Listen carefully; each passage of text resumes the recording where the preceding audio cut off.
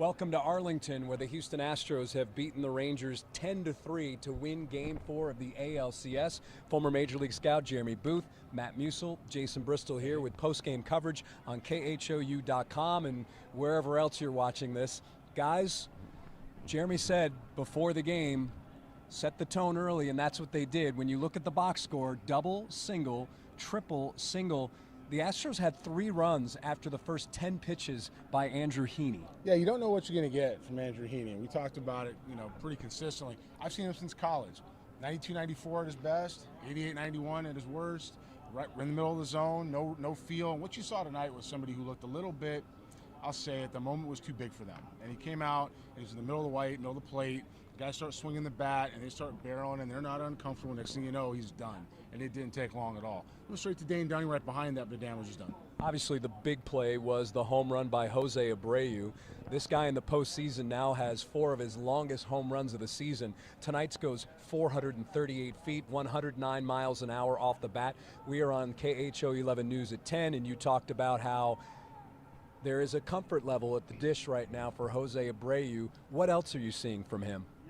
Well, beyond the total relaxation and where he's playing, when big power hitters are playing in front of the plate with the barrel, which means they're making contact out front, and they're using gap to gap, not trying to cheat, not late to the lines, but gap to gap, that means they're driving the baseball well and they're seeing it perfectly.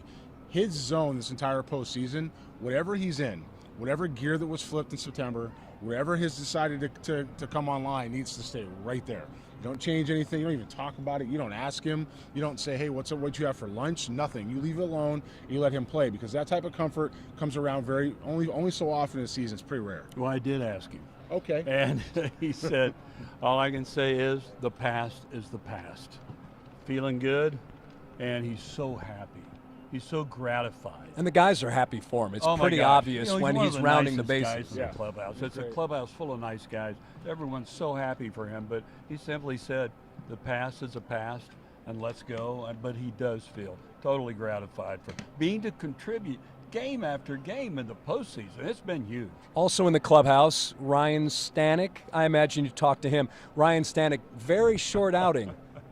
But it was a good outing. 1 pitch, he gets the double play, which was huge in, I believe it would have been that 3rd inning. Yes, it was the 3rd inning. He got Mitch Garver into the double play on 1 pitch.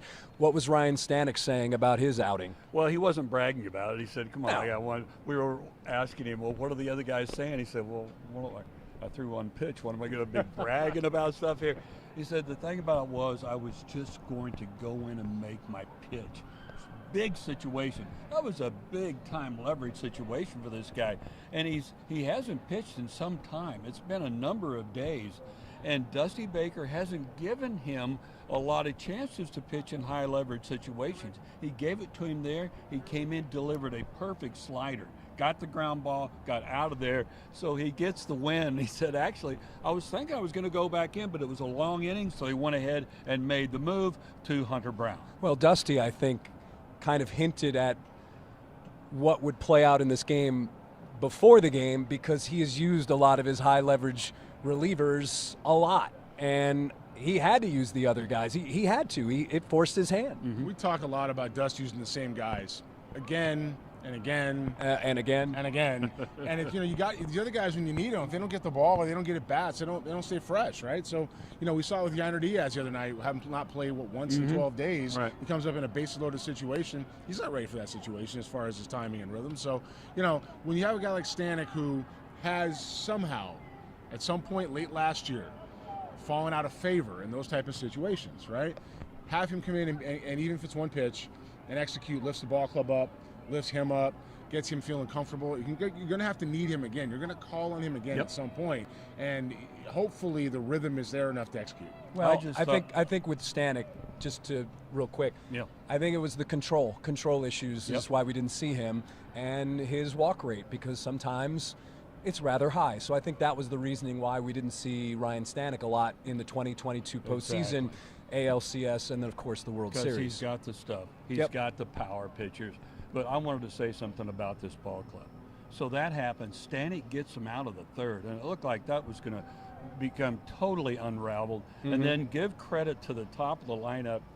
Tuve walks, Mauricio Dubon, how about rewarding his manager for putting him up high in the lineup? He gets a single, and then down the line it comes and it gets to Jose Abreu. I thought when they responded like that offensively, I thought, okay, these guys are going to go ahead and win this game, because what a response. But I also think it was part of the Rangers pitching as well. And Jeremy is, I don't want to say rolling his eyes, but listen, smiling. Coming into this series, we knew that the Achilles heel of this Rangers team was the bullpen. Well, I said after the first inning it was over. Yes, you did. Yeah, I was sitting right next to you. I said it's over. Game's over right now. And, last night, I think I said the score was going to be 7-1 or 7-2, 7-2 maybe, but ended up in 8-4. You get into situations like that where you can feel the momentum in the approach, and ball game's over. It's almost like coming out of in a fight in the first round. And I'll use a Mike Tyson guy I grew up watching. We all watched Mike Tyson. Those things were over quick, man. Yeah. There's 90 seconds, people are on the canvas. And when you're looking at it this way, when you come out in a game, the Rangers got to have at home. They got to have that at home, and they didn't get it. And I know people will say, no, it's game 4. No, you have to have that game for Texas. You have to, because it gets you in the driver's seat with 3 different shots, 2 of which are back in Houston.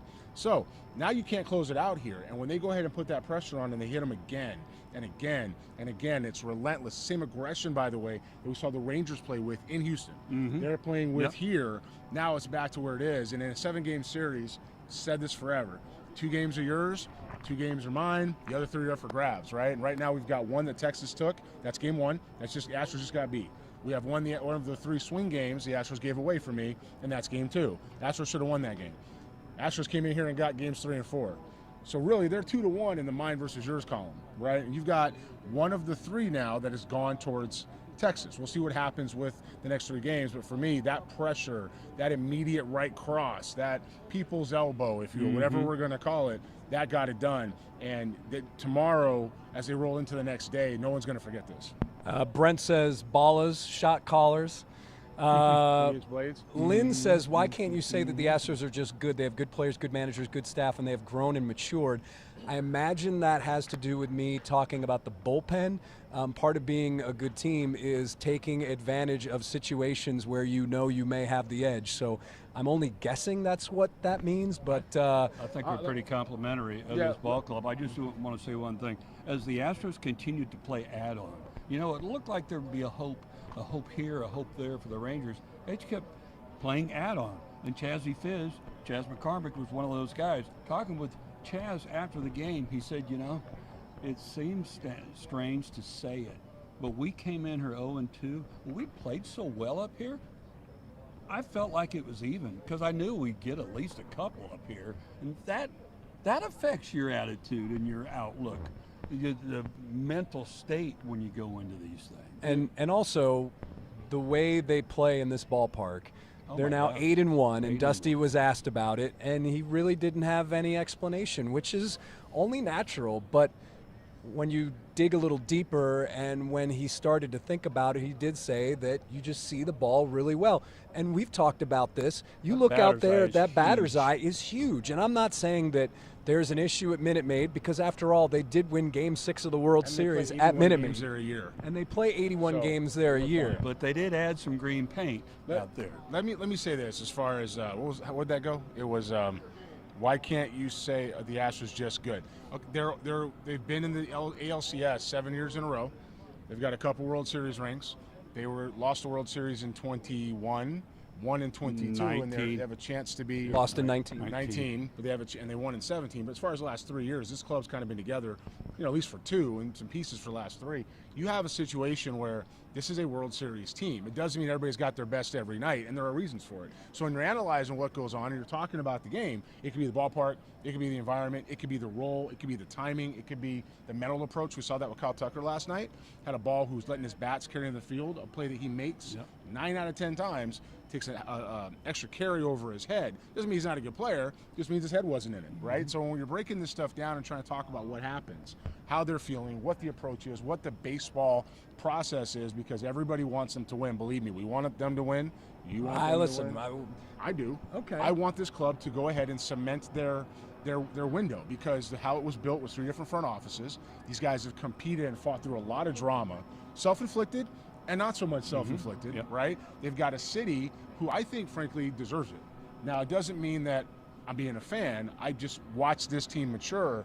Most of these guys, since they were 14 or 15 years old when I was a scout. So for me, I'm pulling for them to kind of put all these ghosts behind them, if you will, and come out on the other side after winning a third World Series.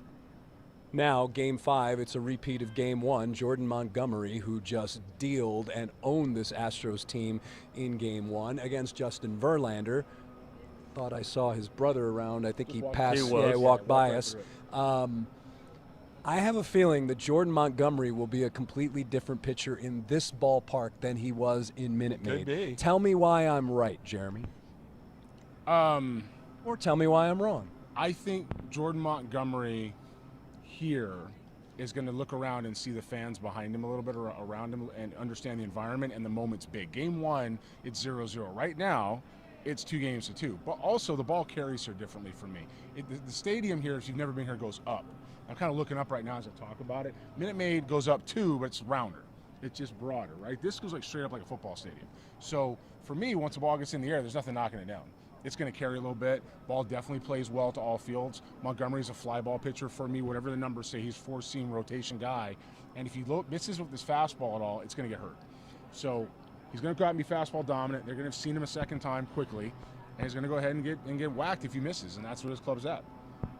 And Justin Verlander, we've seen him very good in the postseason. We've seen him not so good in the postseason. But he's always competitive. Yes. Even when he doesn't have his best You're stuff, right. He's going to try to hang in there. And save the bullpen. Yeah, exactly. And how about the roof, guys? We haven't talked about it. It's closed now. It wasn't a factor, although there was a lot of roof drama before the game. If I was the Rangers, I'd probably want that thing closed. Yeah, exactly. That's just me. Yeah. After what happened tonight, it was a very pleasant evening in Arlington, and especially pleasant for the Astros fans who were here. That's right. The Rangers fans, I was watching them during the game, and they just had this. They were excited, and then it's like, oh man, this is going to happen. Oh, this is not good. And they were pretty silent towards the tail end of that game because they saw their team just get a beat down. You know, I heard a little bit of cheaters out there, in center field. Kind of start. At this point, you got to laugh. I mean, that's the best you got. That's the best we got now. I mean, look, we were all here ahead of all that, right? We in this station, we were pretty aggressive, I'd say, as far as calling out the culture that was around, and not taking away from the players and their talent. I mean, I think we see what happens when it goes across. But we're in 2023.